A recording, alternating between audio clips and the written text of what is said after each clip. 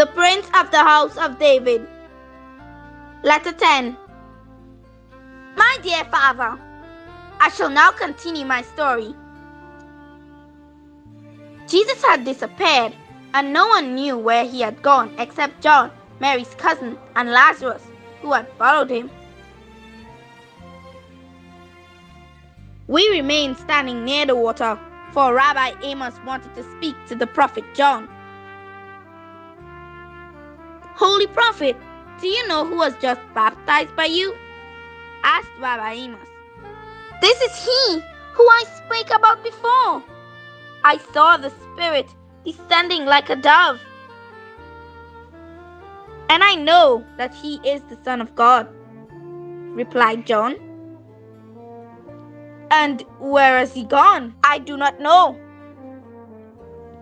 He must increase, and I must decrease. My mission is now ending. John turned and walked among the trees. Uncle, do you believe all that you have seen and heard? I asked. I do not know what to say, but the things that I have seen today means that God has not forgotten his people Israel, he answered.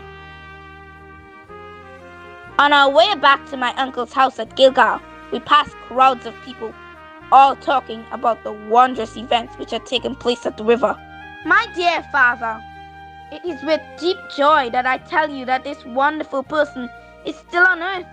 Mary's cousin John and Lazarus had followed him by the prints of his sandals in the wet sand and saw him going towards the desert. They ran until they came near to him and called out, Good master, wait for us, for we want to follow you and learn of you. When he had turned, they were amazed. The glory of his beauty had passed away, and his face was filled with sorrow and suffering. Don't cry for me, my friends. You will see me another day. I now go to the wilderness in obedience to the Spirit that guides me, he said. We will go with thee, Lazarus said. I must do this alone, he said sadly. He waited for them to go back, and they obeyed sorrowfully, wondering what his words had meant. They kept on looking back until they could no longer see him in the dreadful loneliness of the desert. The two friends came to the home of Rabbi Amos at Gilgal, and we sat together late at night, talking of Jesus.